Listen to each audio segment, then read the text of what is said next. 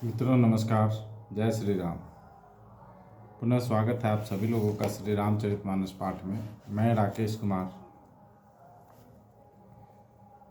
शुरू करते हैं आज का प्रसंग।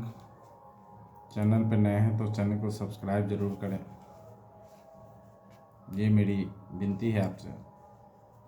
और लोगों से भी सब्सक्राइब करवाएं, क्योंकि ये कहने से भी पुण्य मिलता है, सुनने से भी पुण्य मिलता है और सुनाने से भी पुण्य मिलता है। तो अपने तक सीमित ना रखें, लोगों तक जरूर पहुंचाएं। चलिए शुरू करते हैं आज का प्रश्न। जहाँ जहाँ आबत बसे बड़ाती, तह तह सिद्ध चला बहु भांति। विविध भांति में पकवाना, भोजन साजु न जाई बखाना। भड़ी भड़ी बसहया पार कहाड़ा, पठई जनक अनेक सुसाड़ा। तुरग लाख रथ सहस पचीसा, सकल सवारे नख अड़ुसीसा। मत सहस दस सिंधुर साजा, जिनहि देखी दिसि कुंजर लाजा। कनक बसन मणि भड़ी भड़ी जाना, महिषी धेनु वस्तु विधि नाना।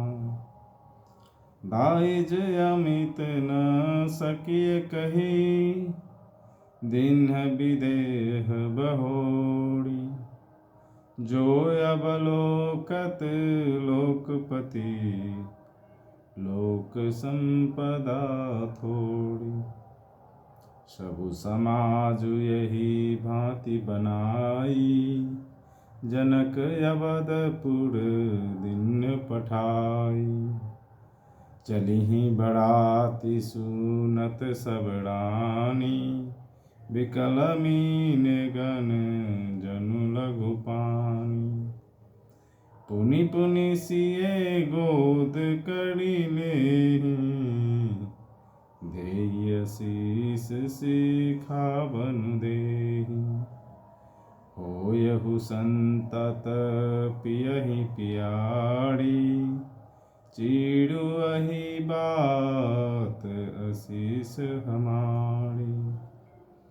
सासु ससुर गुण सेवा करेहु, पति रुख लखिया यसु अनुसरेहु। अति स्नेह बस सखी सयानी, नारी धर्म सिख वही मृदुवानी। सादर सकल कुंवरी समुझाई, रानिन बार बार उड़लाई। बहुरी बहुरी भेटहि महतारी, कहहि बिरंचि रचिकत नारी।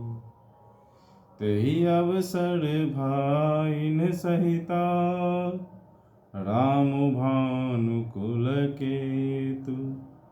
चले जनक मंदिर मुदिता, विदा करावन हेतु। चारु भाई सुभाए सुहाए, नगर नारी नर देखन धाये। को कह चलन चाहत हहीं आजू, किन्ह विदेह विदा कर साजू। लेहु नैन भरी रूप निहारी, प्रिय पाहुने भूप सुत चारी। को जाने केहि सुकृत सयानी, नैन अतिथि किन्हे विधियानी। मरणशील जिनि पाव पीयूषा सुर तरु लहै जन्म कर भूखा पावनार की हरिपदु जैसे इनकर दर्शनु हम कहाँ तैसे निरखी राम शोभा धरहु निज मन फनि मूरति मनि करहु यही विधि सब ही नैन फलु देता गए कुंवर सब राज निकेता रूप सिंधु सब बंधु लखी हरषि उठार निवासु करहि निछावरी आरती महामुदित मन सासु। आते समय जहाँ जहाँ बराती ठहरे थे वहाँ वहाँ बहुत प्रकार का सीधा भेजा गया। अनेकों प्रकार के मेवे, पकवान और भोजन की सामग्री जो बखानी नहीं जा सकती अनगिनत बैलों और कहाड़ों पर भर भर कर भेजी गई। साथ ही जनक जी ने अनेकों सुंदर शैयाएँ भेजी। 1 लाख घोड़े और 25,000 रथ, सब नक्शे शिखा तक सजाए हुए, 10,000 सजे हुए मतवाले हाथी जिन्हें देखकर दिशाओं के हाथी भी लजा जाते हैं। गाड़ियों में भर भर कर सोना, वस्त्र और रत्न और भैंस, गाय तथा और भी नाना प्रकार की चीजें दी।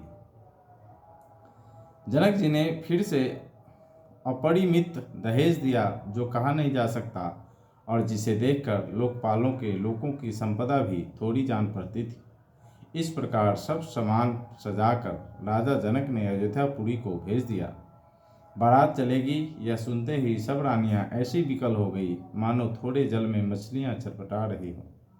वे बार बार सीता जी को गोद कर भर लेती हैं और आशीर्वाद देकर सिखावन देती है, तुम सदा अपने पति की प्यारी हो, तुम्हारा सौभाग्य अचल हो, हमारी यही आशीष है। सास ससुर और गुरु की सेवा करना, पति का रुख देखकर उनकी आज्ञा का पालन करना।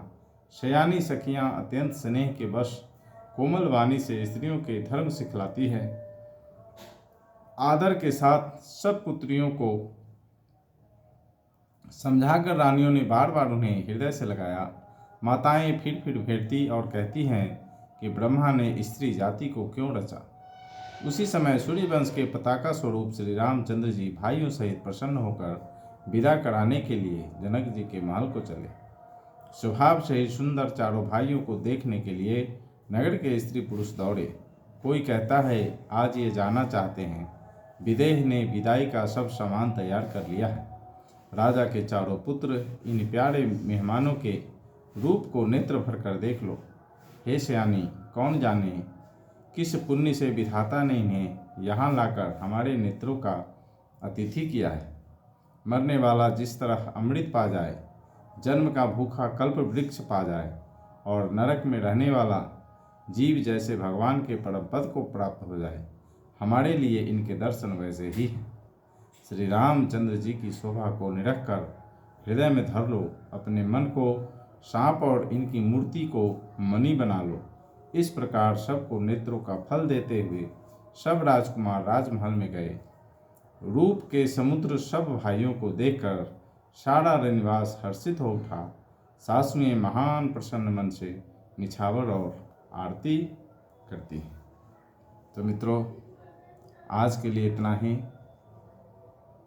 प्रभु श्री राम, माता जानकी और श्री हनुमान जी की कृपा आप सभी के ऊपर बनी रहे। इसी मंगल कामना के साथ मिलते हैं कल फिर नए प्रसंग में। तब तक के लिए मुझे आज्ञा दीजिए। जय श्री राम।